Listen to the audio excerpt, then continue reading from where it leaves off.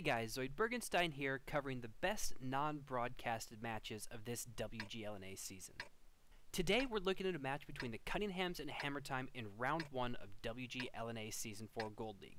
This match took place on Tuesday, December 9th, so if you want to go back and grab these replays or look at the results ahead of time, feel free to check that out on the WGLNA website. Unfortunately, Round 4 wasn't recorded on the WGLNA Fantasy site, so there's no way to shoutcast that, but the Cunninghams did pick up a win on defense on Himmelsdorf, giving them a 3-1 advantage moving into Prokhorovka. Looking at team comps, this is going to be an interesting match. The Cunninghams on defense are running 4 RU-251s, a T-32, and 2 Bulldogs. On offense, Hammertime is running a Pershing, 2 1390s, 2 RU-251s, and 2 Bulldogs. This is going to create an interesting dynamic. The 1390s are autoloaders. That means that they have 6 shells per clip, and they can sling them out very quickly like we saw those 5100s do to the KV-3 in round 1 of this shoutcast. The RUs, on the other hand, are not autoloaders, but they fire very, very quickly. That means that in that 6 shell time period, the 1390 often has an advantage over the RU. But if the 1390 misses even once, the RU will usually win that 1v1. That means that we're going to see both teams posturing for control of this map. Hammertime wants to create a situation where their 1390s will excel and be more important than the RUs on the Cunninghams, and in turn, the Cunninghams want to try and create situations where they're going to be able to get damage into those 1390s and make them waste those shells. This match should really come down to whichever team is able to do that better, and it does look like we're already seeing some movement in these tanks. Hammertime has taken control of the east side of the map, and it looks like they have 4 tanks up on top of hill. Those tanks will be able to shoot at A6 or E6, wherever they end up getting spots, and it does look like they're taking shots on A6 right now. They also have control of the 2 cap. If they manage to get something on cap, they can force the Cunninghams into them. With that many autoloaders, they should be able to rain down a lot of damage as they go for that reset, and in the position they're playing, still get a way to get a reload into their second clip. Even though Hammertime does have control of that 2 cap, they're by no means in a position where they're guaranteed a victory. The Cunninghams have brought a T-32, you can see Beguk there in that T-32 in E6 right now, who's going to be able to peek and get resets and possibly bounce every shot that comes at him at the range that those 1390s and Bulldogs are shooting. That T-32 is a fantastic hold-down tank, nearly impenetrable if you're shooting at his turret. The Cunninghams also have a tank in J3. Now, it may seem like he's out of the action here, but what he's actually doing is he's preventing any kind of flank coming down behind the rest of the Cunninghams. That gives their tanks up north the ability to peek and play the game that they want to play, while not having to worry about tanks coming from the south. Hammertime also has a 1390 moving over to Island. You can see him in B8 right now. He's moving over to B9, and that's a very interesting play. They're taking a gun away from the E6, where I expect the primary firefight to happen, and moving him up to cover the B6 crossing. Now, that may end up working out well for them. If they try and push a couple light tanks up there, that 1390 support their other light tank watching the B6 crossing, who's currently proc spotting, might make the difference in whether he survives and can move in and get some damage on the tanks that are coming across from the E6 area. At the same time, if there's a hard punch through E6 onto the 2 cap, not having that 1390 there may end up making a very detrimental difference for Hammertime.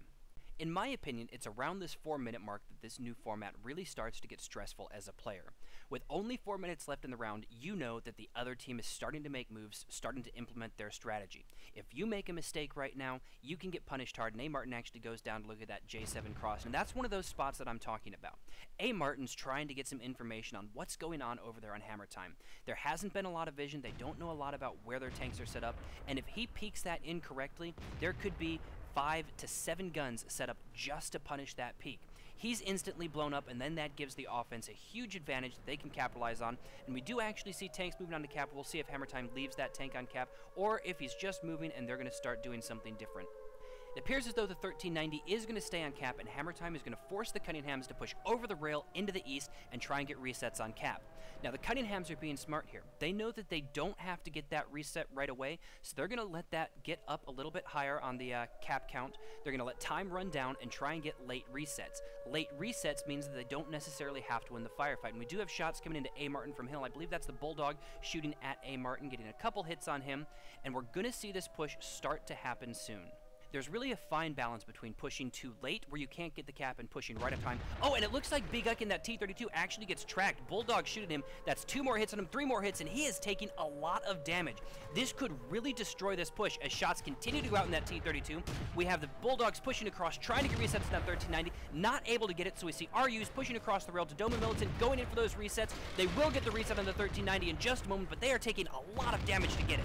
And this is an amazing crossfire coming out of Hammertime. Those tanks that are trying to get resets in that 1390 are taking damage from every single direction. Tanks are up on a hill, on island, in front of them, and even in village are all landing shots on them. We've got 1 tank already down. Militant goes down too. Commander J is going to be the next tank to die, although I just see A. Martin there with 2% HP remaining, and there is just nothing that the Cunninghams are going to be able to do. We do lose A. Martin there. Commander J trying to get some more damage out, and he is in that RU. If the 1390s have expended their clips, he may be able to get some extra shots out, but with 2 more RUs coming in from Hammertime, he is not going to be able to do anything. 3 tanks converging on him. He's going to go down before he goes across rails. They can then push over, get this T-32, and there is just nothing left that the Cunninghams can do.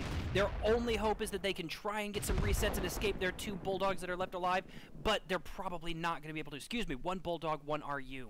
The Cunninghams' only hope here would be to try and get their tank in A6 across the A6 crossing into that island, trying to hide from those other tanks, but with Drynets coming in that 1390, he has no chance of escape. Another tank from the Cunninghams moving to A1, it's the best move that he can do. If Hammertime made a mistake here, he might escape, but they're doing a great job of splitting the map. They've got their tanks moving west, a couple tanks moving north just to make sure that he doesn't escape, and they are going to spot him.